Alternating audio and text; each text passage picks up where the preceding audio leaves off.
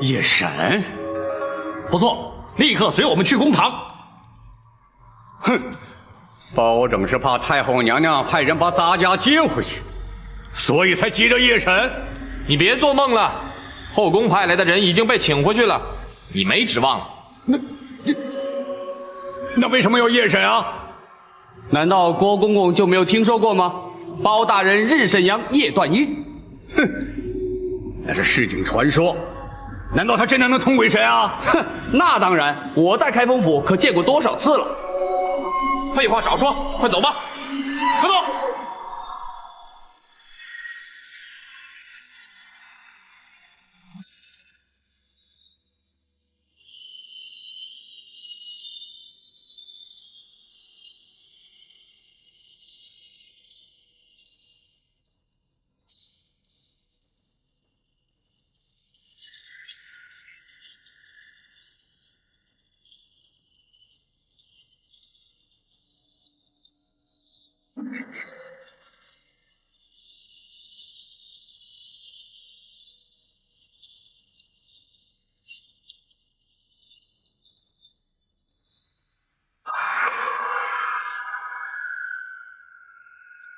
郭槐，20年前，你任金华宫总管之职，买通产婆尤氏，以狸猫换取太子，大称玉成宫李贵妃产下妖孽，指使程昱寇诛，掐死太子，埋藏金水桥下，意图使刘贵妃之子入主东宫。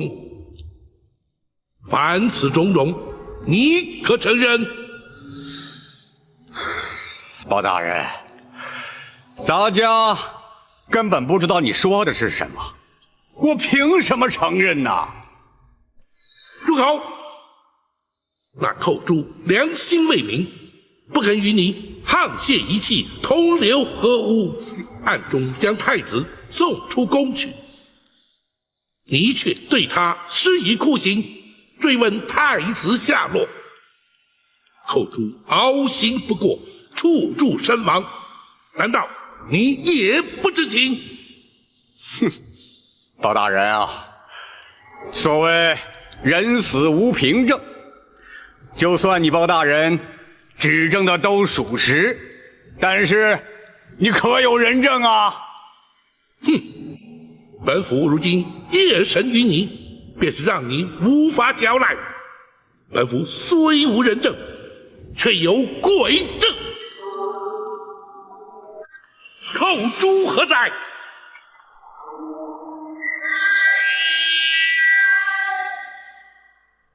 冤魂寇诛，叩见包大人。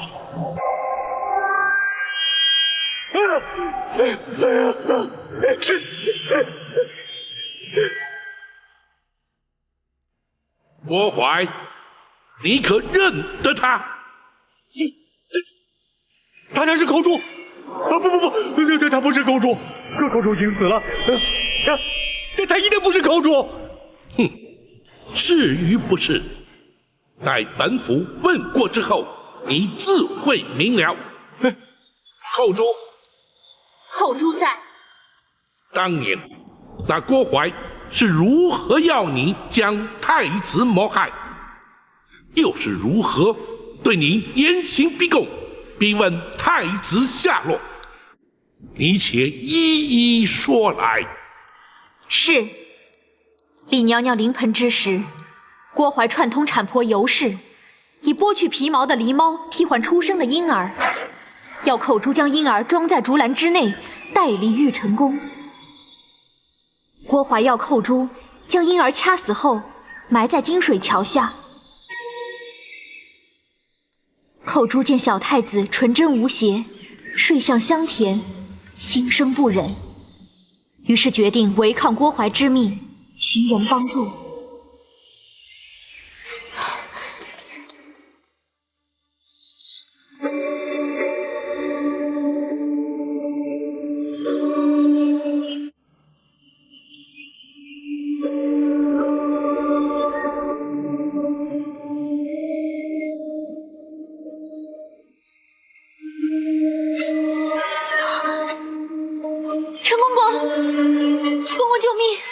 寇珠，当时你可是将小太子交于陈琳带出宫去。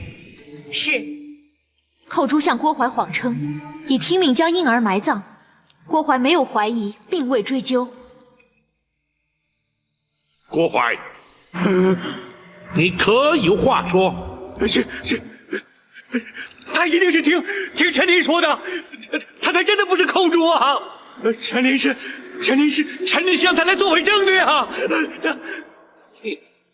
你且继续听下去。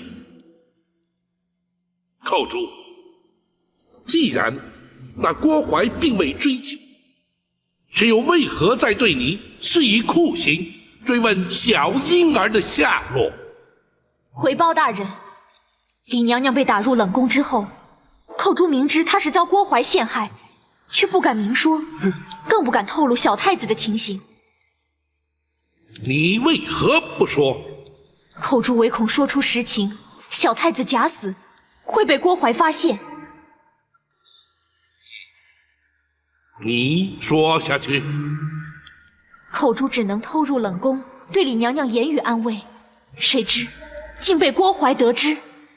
寇珠虽搪塞其词，郭淮却对小太子之事起了疑心。然后呢？郭淮逼问尸骸埋藏之处，寇珠只得胡乱指点。郭淮竟派人将金水桥下遍地挖掘，遍寻不着之后，便对寇珠严刑逼问。寇珠谎称慌乱之中记忆不清，郭淮不予置信，继续用刑。寇珠唯恐受刑不过，说出太子下落，只得撞柱身亡，以死明志，让他们误认寇珠所言事实。这件事情，你怎么会知道啊？你抽在我身上的鞭痕犹在，我撞柱身亡的血迹未干。你虽然派人刷洗金华宫的殿柱，却洗不尽你心中的梦魇。如今，寇珠要借包大人夜审阴司之辩，向你索命，以解我20多年的心头之恨。郭淮，还我命来！别过来啊！还我命来！郭淮，包大人啊！寇珠，阴阳末路，人鬼殊途，你不可接近生人。包大人，寇珠要将郭淮带到阴间，交由阎王处置。不，那郭淮既在人世，就该有阳间的律法制裁。郭淮，包大人，你可先不让他过来呀！制裁寇珠所言，你可认罪？认，我承认呐，可那些事情都是刘娘娘的主意啊！是否如此？本府自会追查。既然你已认罪，公孙先生，学生在。让他画押。是。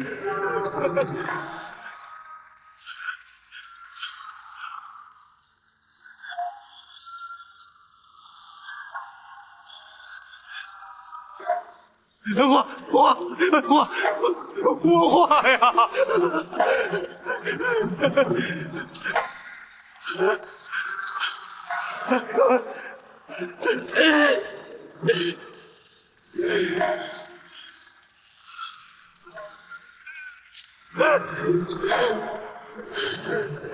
来人呐！在。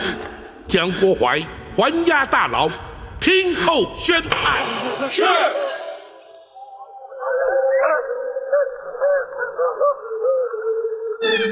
包大人果然高明，郭淮如此狡诈，还是难逃法网，签下了供状。惭愧，包拯向来不信鬼神之说，如今却要假借鬼神之名，让那郭淮认罪伏法。那是郭淮咎由自取，若不是他多行不义，又怎么会疑心生暗鬼呢？陈公公所言极是。倘若他光明磊落，毫不心虚，便是扣珠鬼魂当真出现，也全然无惧，又岂在乎装神弄鬼呀？那名假扮寇珠的女子，她来自何处？又怎会让郭淮如此深信不疑呢？那全仗着公孙先生巧妙安排。回王爷，学生是由京城优人戏子中挑选一名颜貌体态与寇珠较为相似之女子，再根据当年仵作验尸单所描述的，为她稍作易容装扮，并以假血涂面。那又怎么能让那郭淮认不出来呢？学生事先安排，命牢头送酒菜给郭淮。大人夜审之时，郭淮已有5分酒意。同时，学生并令牢头宣称，大人有日审阳、夜断阴之能，再加上公堂之上昏暗不明，那郭淮心中忐忑之际，自是无法辨认。话虽如此，一旦言语交锋，旧事重提，那女子又如何应付？王爷，那就非奴婢不可了。哦，你也参与其中？奴婢将当年寇珠所言一一转述给那女子，并提示寇珠的言谈举止，让那女子学习。郭淮又岂能分辨呢？若不如此，郭淮不会轻易落入圈套。他万万没有想到，寇珠在受刑自尽之前，会与陈公公通过信息。如今有了郭淮的供证，咱们就立刻进宫面圣吧。王爷不急着进宫，倘若包拯所料不差，皇上应该很快就会主动宣召。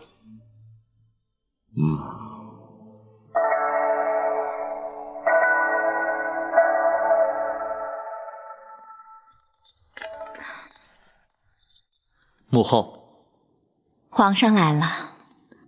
母后夜半不眠，命人招儿臣来，是为了……其实也没什么，哀家睡不着，想看看你。那安神露不是可以助眠吗？母后何不服用？八王爷不是说喝多了对身体不好吗？母后，您可是心中有事啊？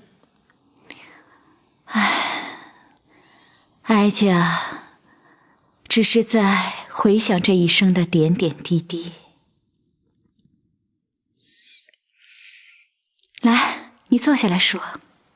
是。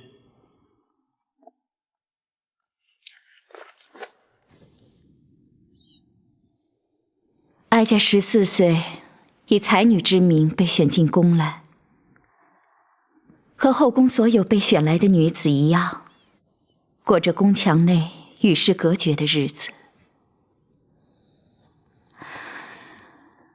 直到被先皇宠幸，升为贵妃，才见到了天日。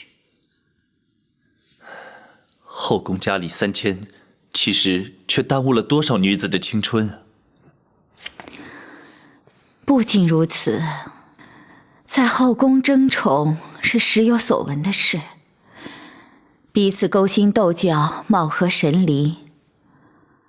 只有一个人和哀家情同姐妹，相互扶持，可是他却被打入了冷宫。母后说的可是那位葬身火窟的李贵妃？你知道她？她就是幼年时儿臣误闯冷宫遇见的那位。母后还记得她给儿臣的玉佩吗？记得。母后，她究竟是为什么被先皇打入冷宫的呢？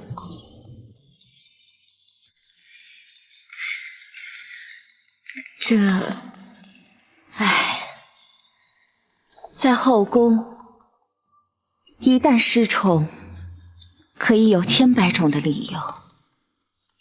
母后说的不错，所以儿臣才要郭淮废除冷宫，重修宫院。无论如何，母后要比他幸运的多了。不错，陈皇后去世之后，母以子贵，哀家被先皇立为皇后。可是太子却在6岁那年不幸染病身亡。母后不要难过，母后虽经丧子之痛，可是还有儿臣孝敬。如今贵为大宋朝的皇太后，那些不愉快的日子是不会再来了。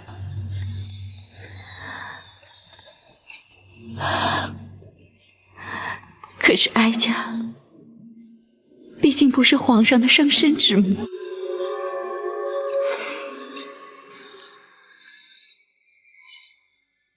哀家最担心的是，倘若有一天，哀家与嫡娘娘之间有了无法化解的冲突，皇上会如何？母后，那是不可能的。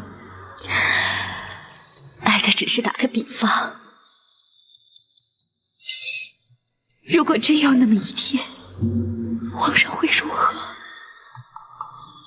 如果真有那么一天，儿臣必定会痛苦万分，左右为难。生育养育实在难分轻重。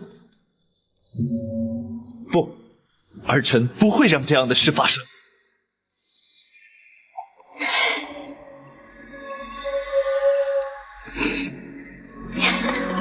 有皇上这句话，哀家心里也就舒坦多了，至少不会一个人在这儿胡思乱想。郭淮为什么不在宫中伺候母后？不提也罢。怎么？他还在开封府接受包大人的审讯呢。哦，包拯怎么会留他到半夜？可曾派人去询问？没有用的，连哀家下旨要开封府放人，都被打了回来。什么？包拯竟敢抗旨？倒不是包大人抗旨，而是八王爷。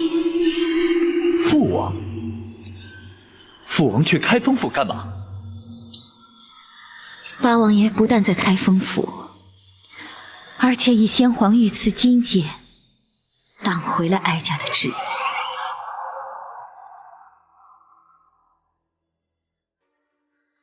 皇上派人前来下旨，要大人连夜进宫。果不其然，展辉，皇上只宣包大人一人进宫。回王爷，正是。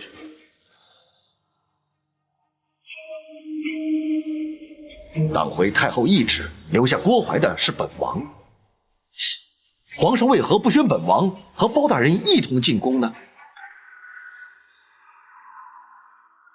想必是皇上不便与王爷父子相争，召包拯进宫，皇上才好问明实情。王爷，包拯此去会将此案实情禀奏皇上，不知王爷是否同意？也罢，是该到了让他明白真相的时候了。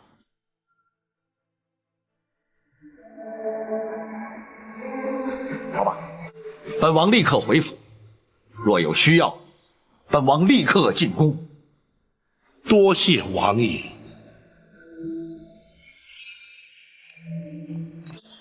什么？郭淮招供了？是。包拯已将他关押大牢，娘娘的冤屈已经可以确定获得平反。好，这一天终于来了，宝琴，臣在。哀家什么时候能够见到皇上？臣奉旨连夜进宫，会将全案实情向皇上禀明。娘娘，请等候包拯回禀。哀家就等你回来。娘娘今夜尚未诊治，请容学生为娘娘施针。好，好。娘娘小心。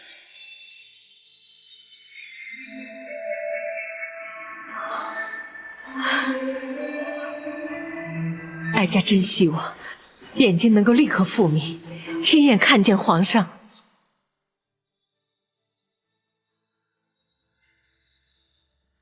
究竟是怎么回事？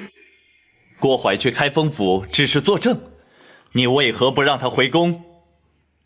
回皇上，郭槐设计一桩重大阴谋，犯下重大刑案，臣乃是依法关押。哼，岂有此理！无论他犯下何等重罪，太后遗旨既已下达开封府，你怎敢抗旨不遵，拒不放人？甚至还要父王请出先皇的御赐金简。皇上可知，八王爷从不干涉朝政，亦不曾插手任何案件。先皇御赐金简，更从未请出动用。朕当然知道，能让八王爷请出御赐金简，绝非一般刑案。更何况，此案还与八王爷自身有关。什么？与父王有关？郭槐所涉之案，关乎后宫争斗、皇室密信，故而八王爷必须出面，包拯不敢放人。竟有此事！郭槐供状在此，请皇上御览。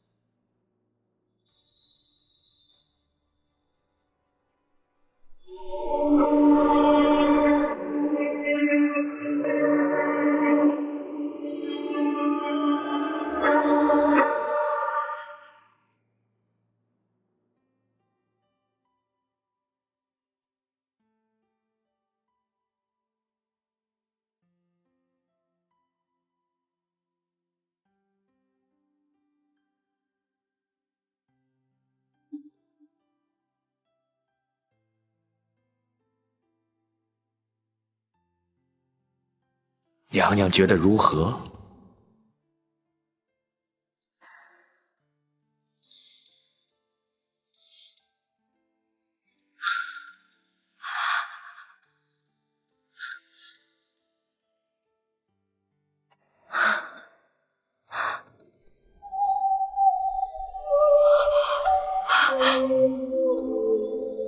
我看见了，我看见了。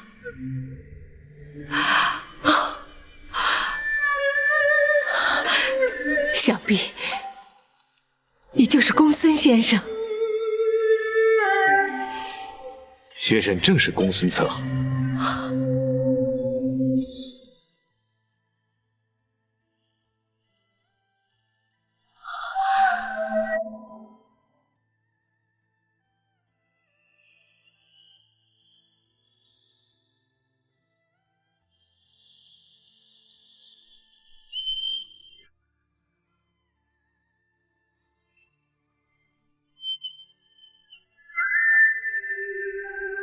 想必你就是展护卫。恭喜娘娘双目复明。公孙先生的医术可真称得上是华佗在世啊！不敢当娘娘谬赞。娘娘双目出狱，还请尽早安歇吧。不，哀家要等包大人回来，哀家要立刻进宫去见皇上。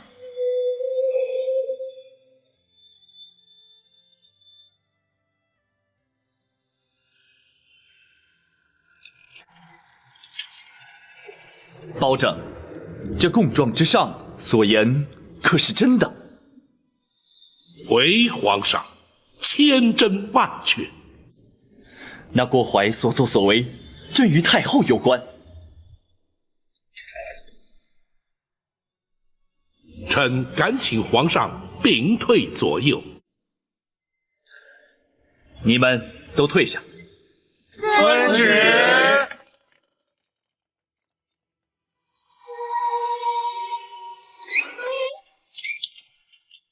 你说。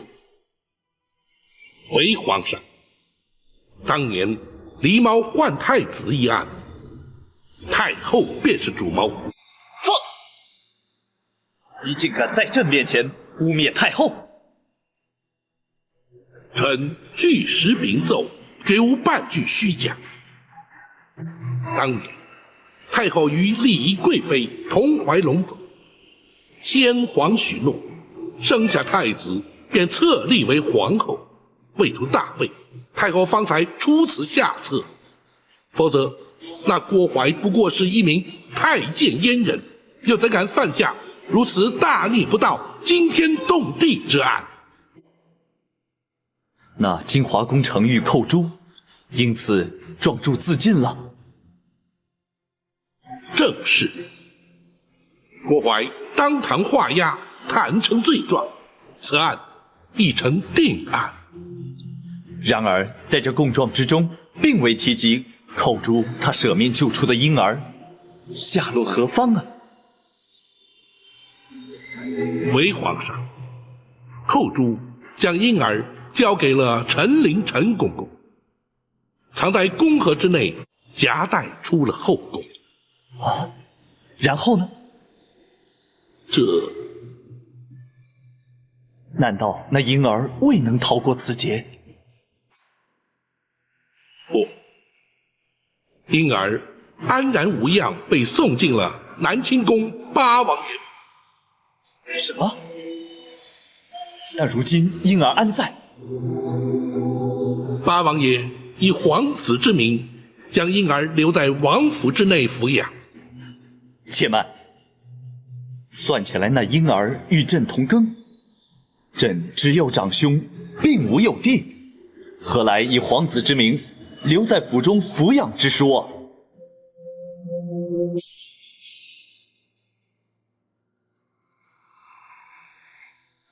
臣斗胆，那历劫重生的婴儿，正是皇上。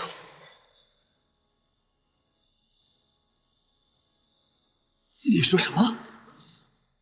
当年八王妃狄娘娘也同时有孕在身，却不幸早产夭亡，而且未及呈报。八王爷深知此案兹事体大，为掩人耳目，才假称皇上是狄娘娘所生。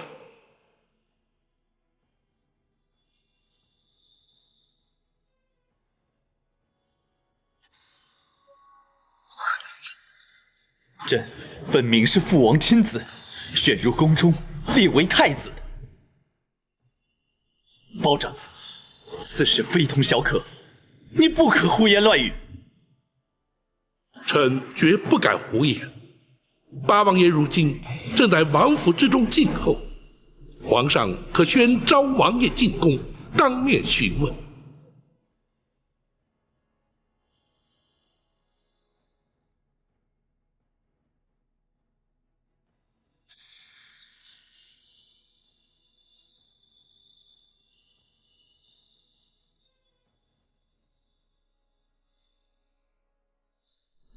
如此说来，朕幼年之时在冷宫遇见的那位娘娘，竟然是朕的生母。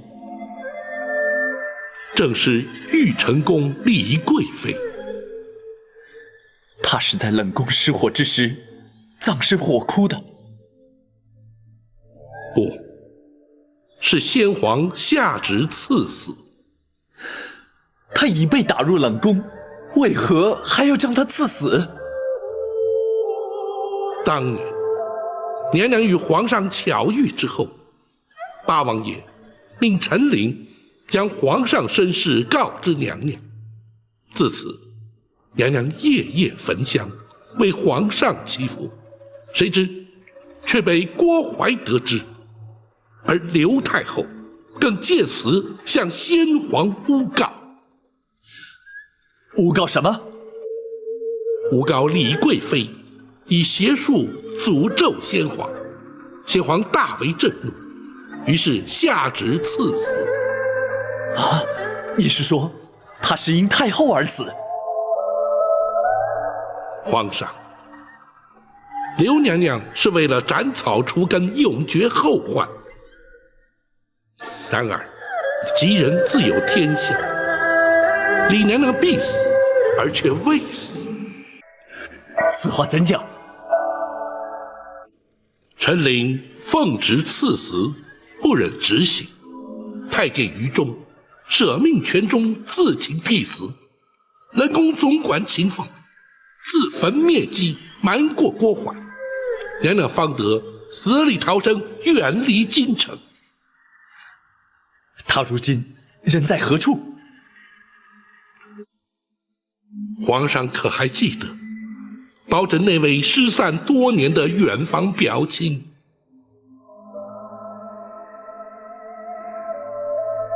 你是说，朕在仁寿宫遇见的那位老夫人？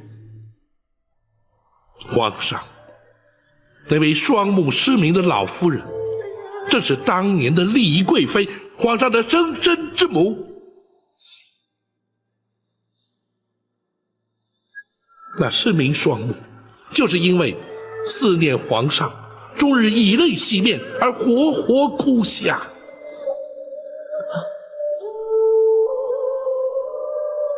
如今，皇上对当年狸猫换太子一案的前因后果均已明了，臣请皇上下旨，追究刘娘娘之罪，因李娘娘进宫。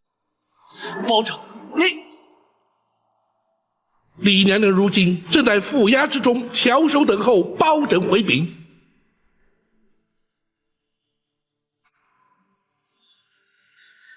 你让朕再想一想。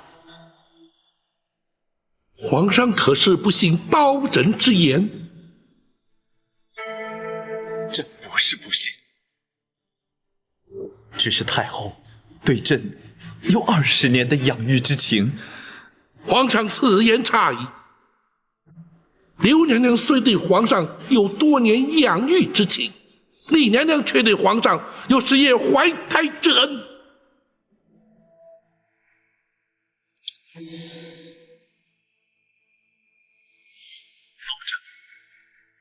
郭槐所犯罪行，你尽可依法惩处。我皇家之事，你就不要再插手管了。皇上念养母之恩情，而置生母于不顾，传之天下，岂不让黎民百姓斥为不孝？包拯天威人臣，又岂能不闻不问？住口！包拯，你不过是小小的开封府尹，是谁给你如此大的权限？朕不让你管，你就不准再管。来人呐！在。将包拯轰出宫去。遵旨。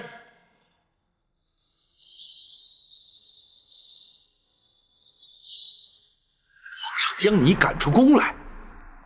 包拯惭愧，未能劝谏皇上，立即引李娘娘进宫。啊，不，这怨不得包大人，不过也怪不得皇上。王爷，乍闻身世之谜，任何人都无法承受。给皇上一点时间，他会想明白的。倘若皇上所想不如王爷预期，又当如何？届时，本王自会出面。如今却难在如何面对李娘娘了。谁也无法面对，只有包大人委屈担待了。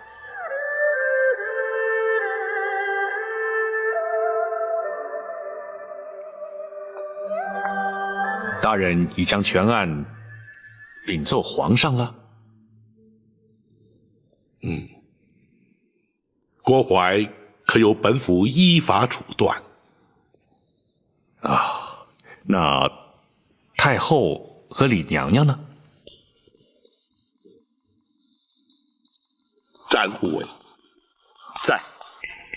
如今郭槐已被关押，娘娘的安全也已无虞，就让白玉堂先回陷空岛。他毕竟是个江湖人，不让他知道此案的内情比较好些。大人要他戴罪立功，为何不带他进宫面圣？暂且不要，待此案所引起的余波平静之后再议。是。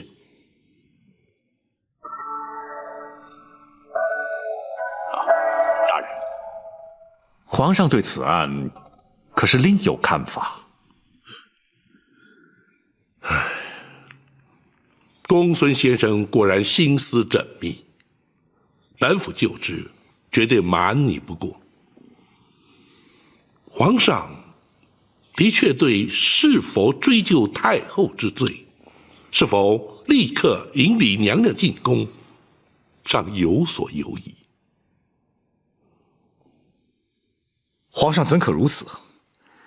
既然已知娘娘身份，就该立刻接她进宫，善尽仁子之道。无论任何原因拖延，就是不孝。皇上难道不明白这个道理吗？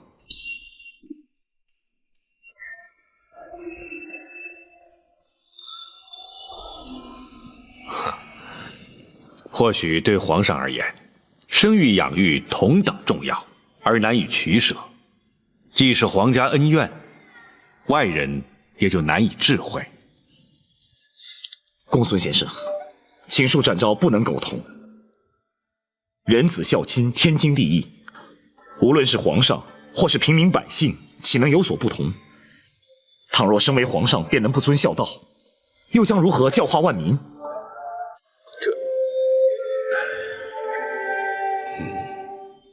展护卫言之有理，本府定会向皇上据理力谏。然而，此刻却必须向娘娘回禀，倒让本府颇觉无奈。可怜李娘娘，方为双目复明而喜，如今却要什么？娘娘双目复明了？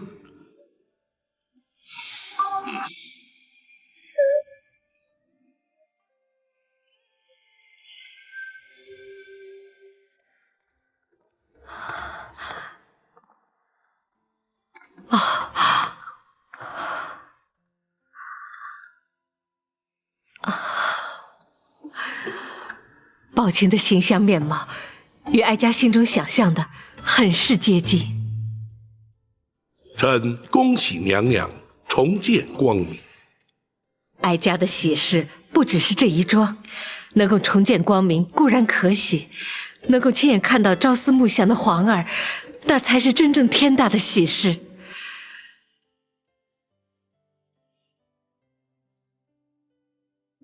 宝琴，臣在。哀家何时能够见到皇儿？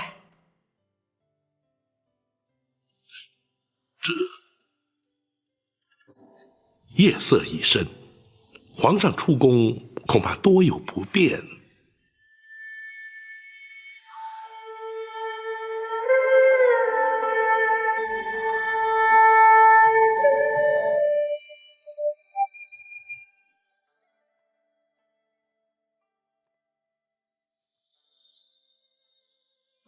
那好，既然皇上不便出宫，那你带哀家进宫如何？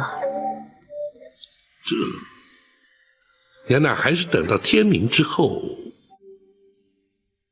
宝庆，你素称刚直耿介，不善言谎，哀家要你照实说，可是皇上不肯认我。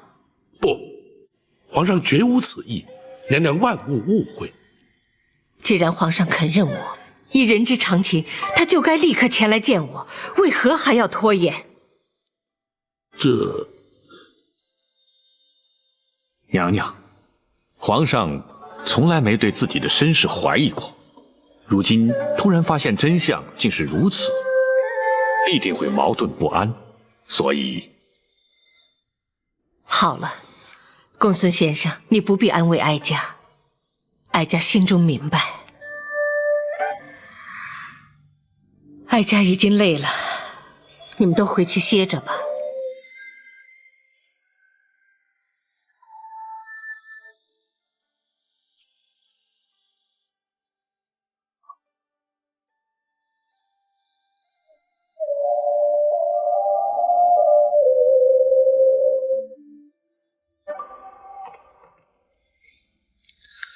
我以后真的要当皇帝吗？可不可以不要做皇帝啊？不可以。不过你可以选择做个好皇帝呀。怎么才能做个好皇帝呢？要仁慈，要孝顺。仁孝这2个字如果做到了，就会是个好皇帝。我是个好皇帝吗？唉。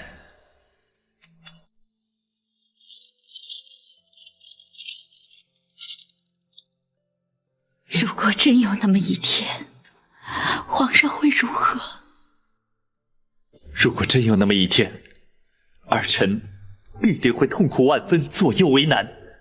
生育养育，实在难分轻重。儿臣不会让这样的事情发生的。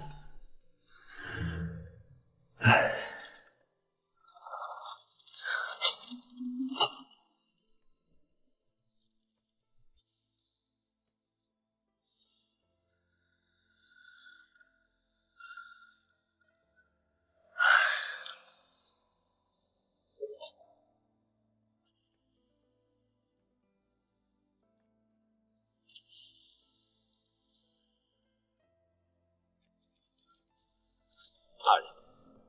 白玉堂回去了，属下要他回献空岛等候通知。娘娘可曾安歇？没有，娘娘枯坐房中，不言不动。唉，难为她了。大人，展昭有一言，不吐不快。你说。娘娘历经千辛万苦，忍受无比煎熬，如今总算可以平反，皇上却多有顾忌。展昭想尽娘娘心中之苦，已忍无可忍。展护卫，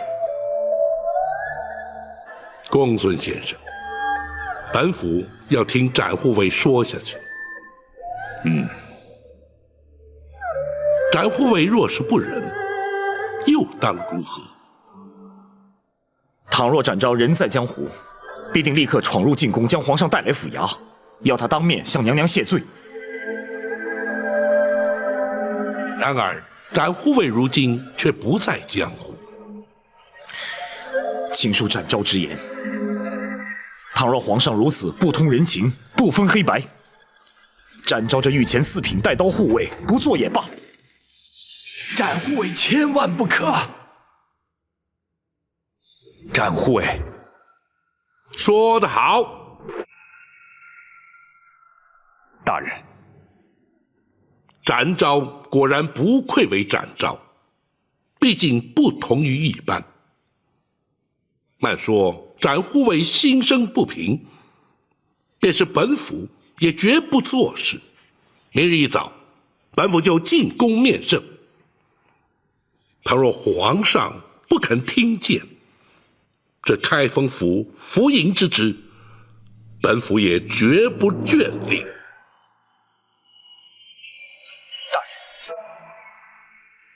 本府虽不若展护卫可以重返江湖，但若回到泸州老家，耕读一生，又有何不可？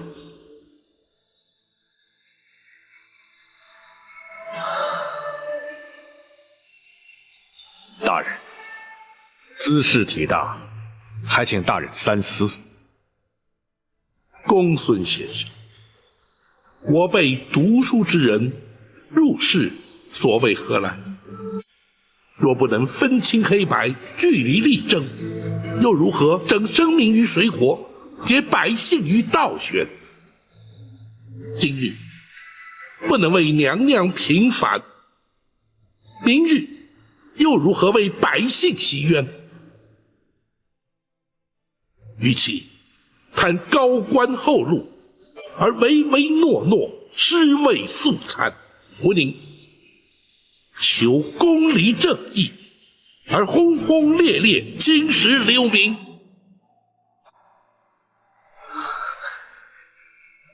大人的教诲，学生终生不忘。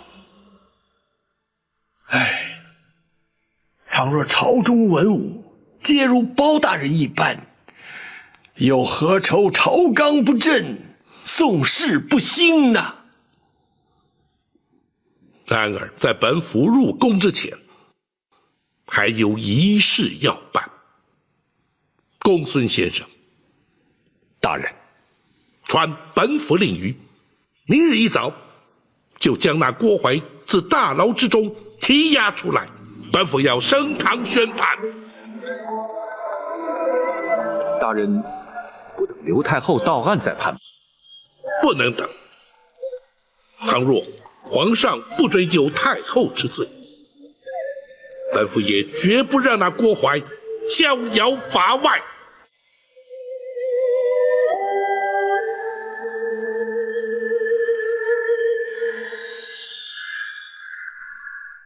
堂下听判。郭槐，你身为内侍，就该安分守己，你却为了迎合祖上，挑起后宫争斗，勾结产婆尤氏，犯下滔天大罪，逼死程昱后主，企图掩饰罪行。本府以大宋律例判你扎刀之刑。来人呐！来，糊涂他伺候。是令。保长，咱家是后宫总管，你不准杀我！本府奉旨将你依法惩处，怎会无权？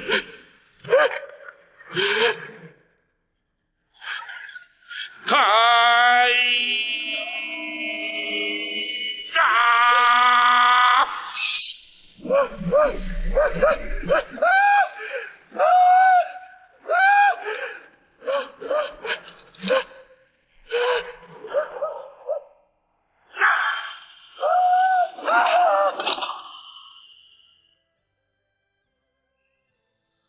你杀了郭槐？回皇上，郭槐罪不可赦，臣是依法而行。你是生怕朕不再追究太后之罪，会连郭槐也或免刑，才速审速决，将他正法？皇上明鉴。朕说过，只要你不管太后之事，郭槐任你处置。启奏皇上，臣不能不管。你当真不肯撒手，非要管我赵家私务？你可知道昨夜朕在生育之恩与养育之情之间的矛盾挣扎，是彻夜难眠？难道你非要逼朕不可吗？皇上，李毛换太子一案，绝不仅是赵家私务，而涉及皇室道统大宋国主。废刘太后而因丽姨娘娘，也绝不仅是皇上私情，而关乎人心教化、社会伦常。皇上自诩以仁孝治国，若是己身不正，又将何以正人？包拯纵有天大，也不敢逼迫皇上。然而，如今刘太后已是罪证确凿，皇上若是不下旨将他治罪，恐将难渡天下悠悠之口。包拯，难道你就不怕朕革了你的官职？皇上莫说要臣的顶上无上，便是要臣的项上人头，臣也绝不能让皇上背负着不孝的千古骂名。包拯，你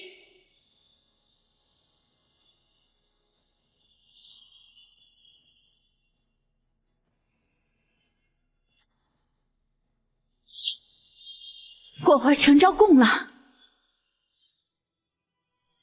除此之外，朕也已知道，那位双目失明的老夫人，就是当年冷宫的李贵妃，也就是朕的生母。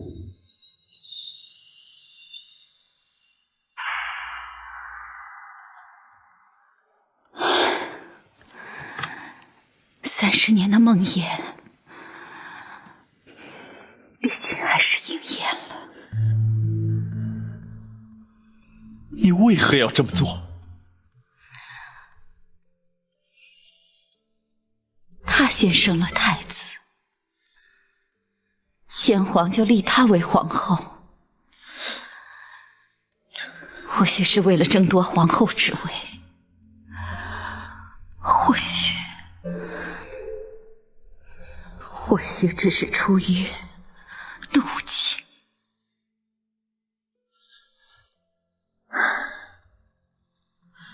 她是你在宫中唯一情同姐妹、互相扶持之人，你为何要妒忌于她？勾心斗角、争权夺利，在后宫不足为奇。眼里看的是这些，学的也是这些。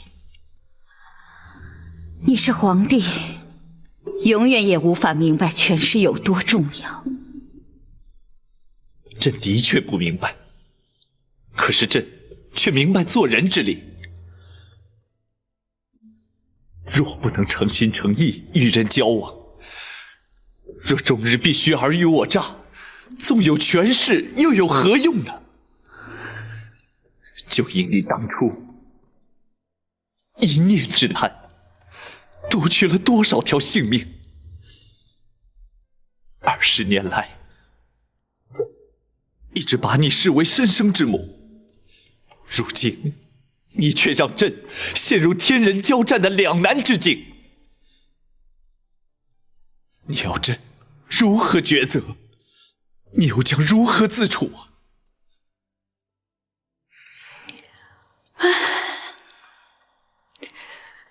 早知今日，何必当初呢？皇上既然到此将一切说明，想必已有所决定了吧？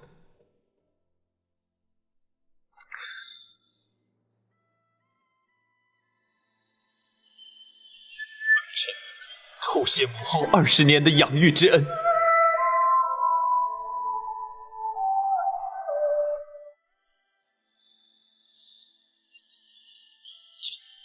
会亲往开封府，迎接朕的生身之母入宫。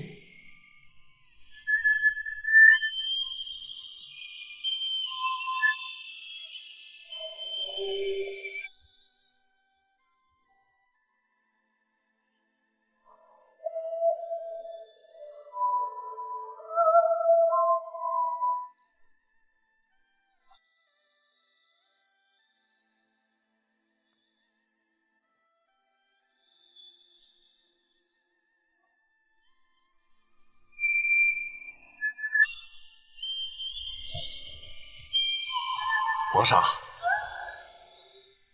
父王，皇上，如今身世已然大白，本王不再是你的父王，而是你的皇叔了。奴婢叩见皇上。养父请起。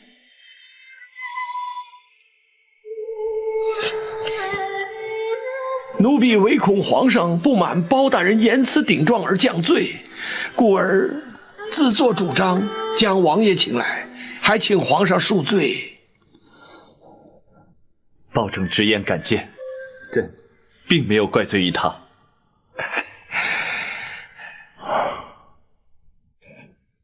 皇上如今作何打算啊？朕一命包拯将太后官服带回府衙，朕稍后便去接驾。皇上圣明啊！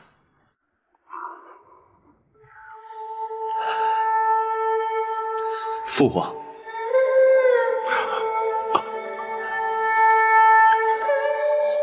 皇叔，你可知道，朕此刻的心情是五味杂陈，百感交集。本王明白，皇上心中之苦，无人能够体会。然而，皇上，你必须要坚强啊！皇上，皇上，太后，太后，太后怎么样了？你快说呀！太后的悬梁自尽了。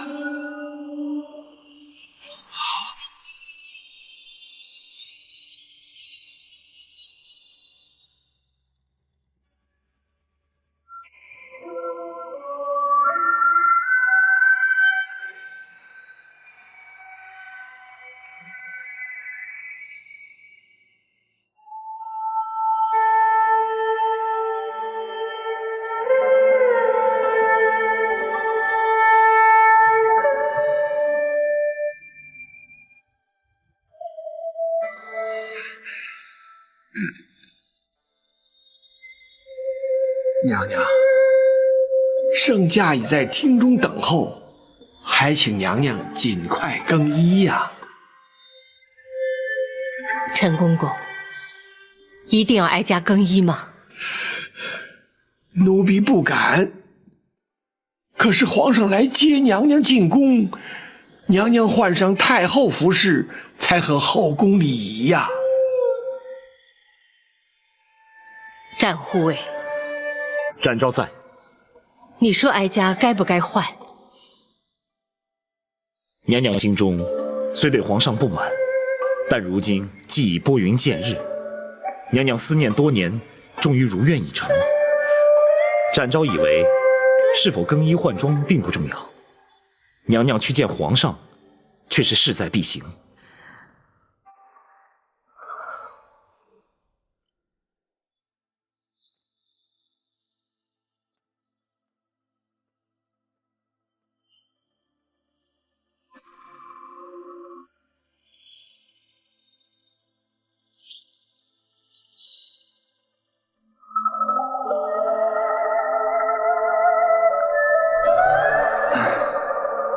朕焉知此时才来，太后必定心生不悦，还望皇叔、包卿替朕多美言几句。母子连心，皇上也无需太过担心了。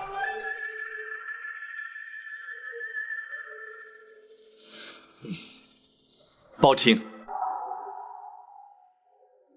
皇上，秦恕包拯不敢过问皇家事务。你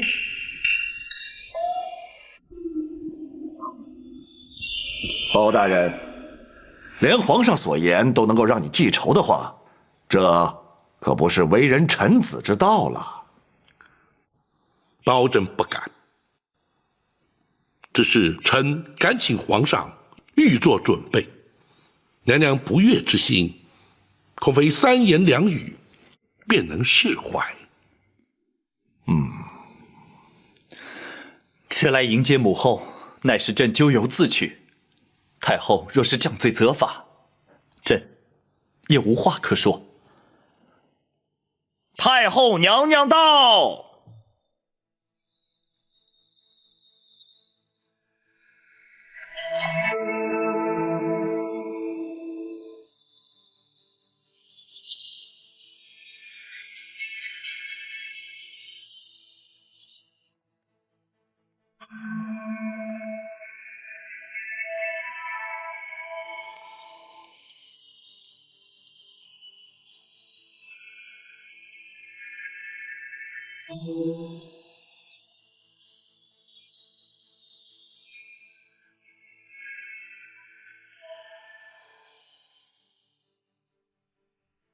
陈琳，先扶娘娘坐下，有什么话慢慢说。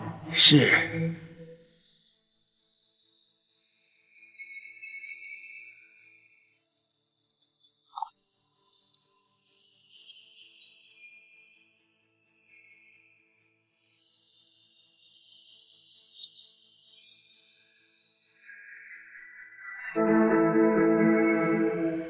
皇嫂，你双目不是已然复明了，为何闭目不张啊？皇上，娘娘不肯更衣换装，奴婢实在没有办法呀。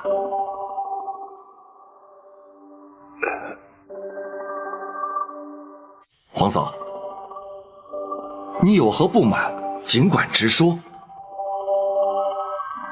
别让皇上尴尬，也免得让大家为难呐。八贤王，并非老身有意刁难。既然皇上不肯认我，我又何必看他？母后，且慢。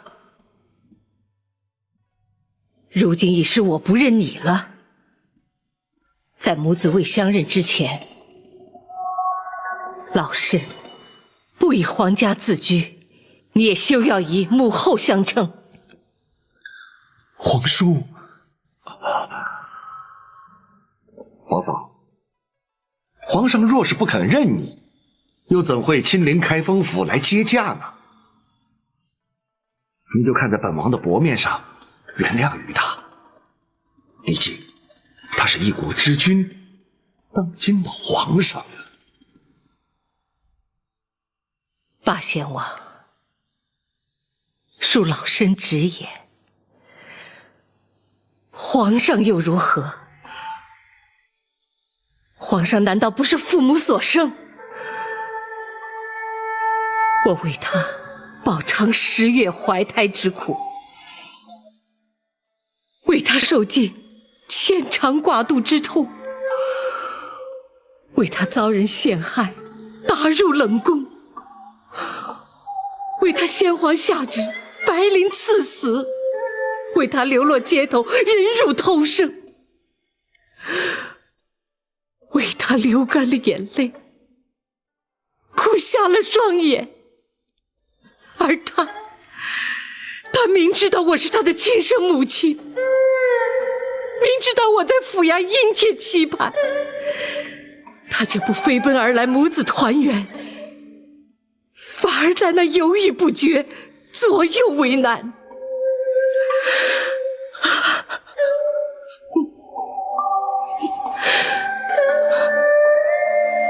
此情此景，怎么不叫人痛心疾首？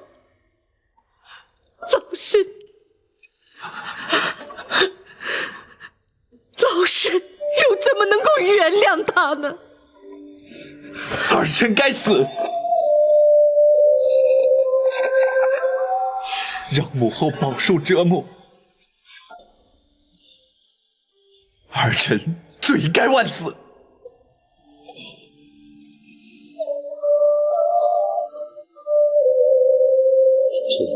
即便不能得到母后的宽恕，也请母后睁开眼睛，看看儿臣，看看儿臣和20年前在冷宫相遇时有何不同，看看儿臣与先皇有几分神似。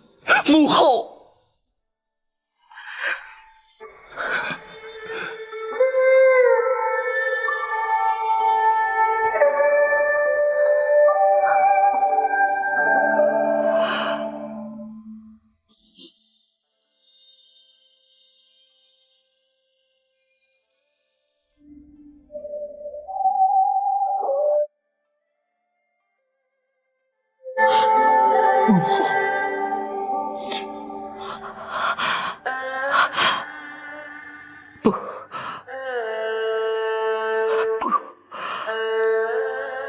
不能就这么简单。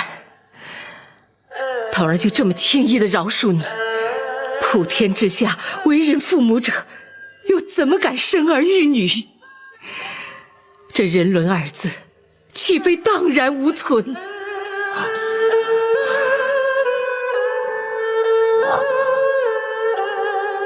皇嫂，你要如何才肯认他？要如何责罚他？你才肯原谅他？儿臣愿意接受母后任何惩罚。在母子相认之前，老身只是一介平民。包大人，包拯在。倘若民间百姓犯了不孝之罪，该是如何惩罚？娘娘，不论如何惩罚，若要想老身认他，除非包大人先依法办他个不孝之罪。宝卿不得推脱，朕命你立即升堂，将这一不孝之罪究办，不得有误。臣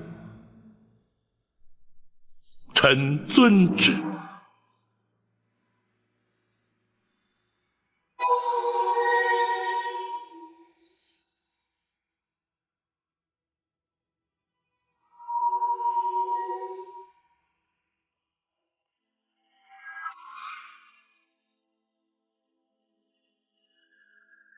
这的确是本府自入世以来从来没有遇见过的难题，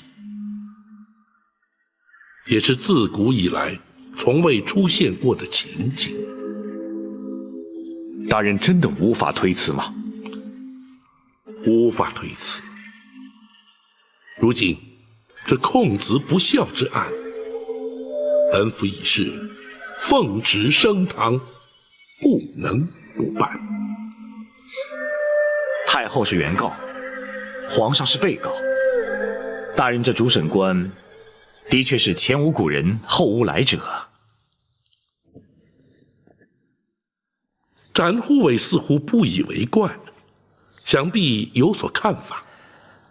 属下不如大人有多年办案经验，也不如公孙先生熟知律法行文。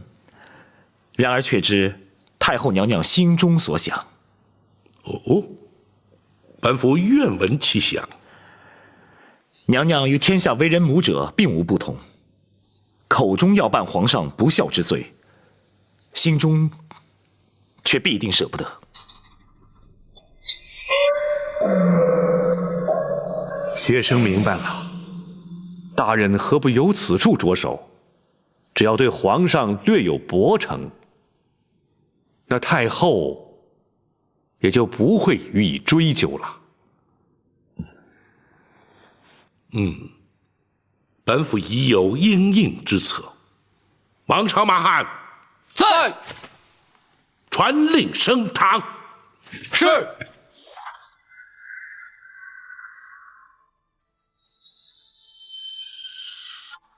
开封府府尹包拯叩见皇上。平身。谢皇上。叩见娘娘、王爷。包大人请起。谢娘娘。来人呐！在。升堂。是。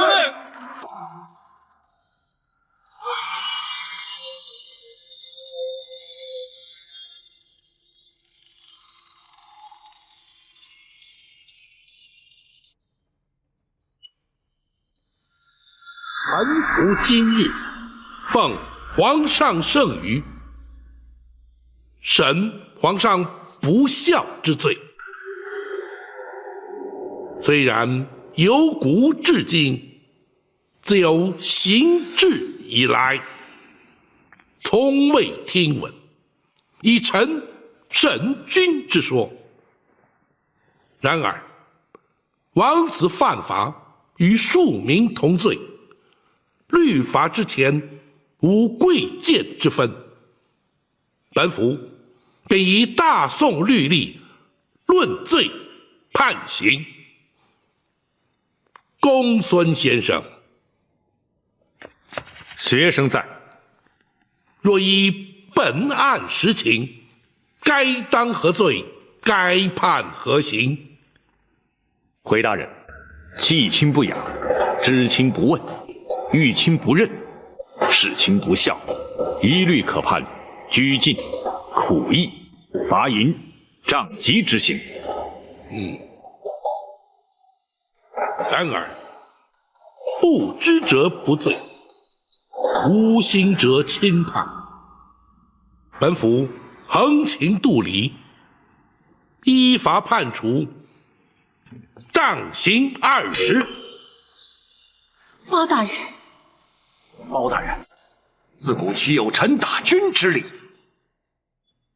本府也知，绝无以臣打君之理。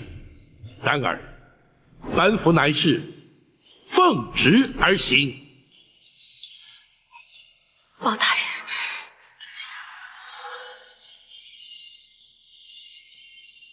皇上，无妨，包卿，你就依法行刑吧。臣遵旨。来人呐！在。为皇上宽衣脱袍。是。不得无礼！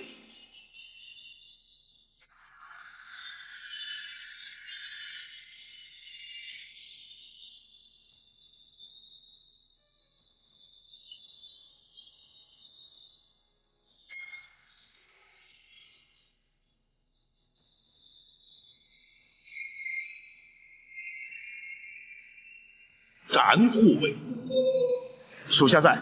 待本府行刑。遵命。自古以来，臣不打君，本府奉旨，不得不打。王朝马汉灯笼照虎，在。将龙袍押上堂来。是。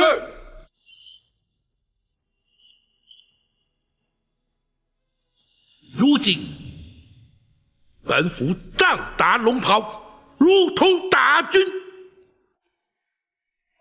行刑！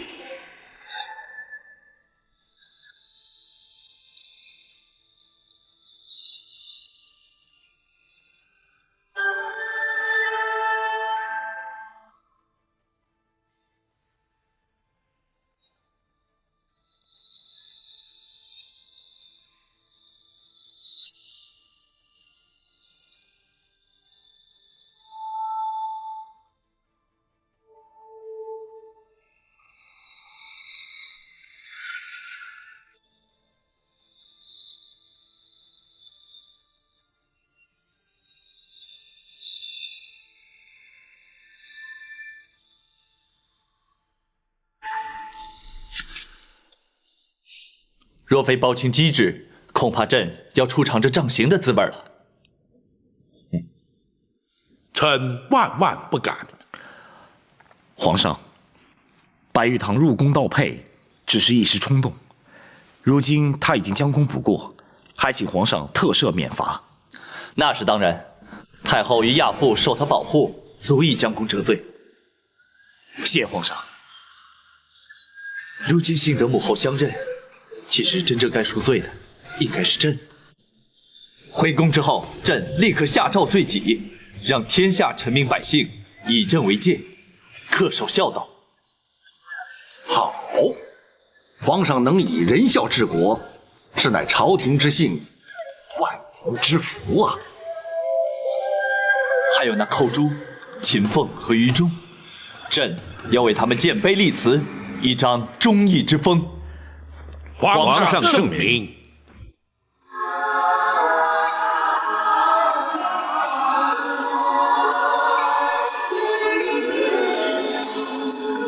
真心好，从未被看到，不需要拒绝人。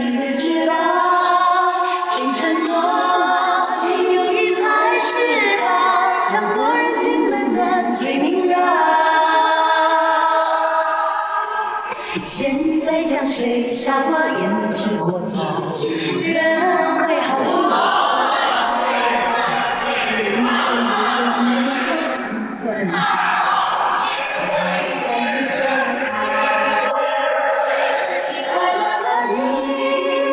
就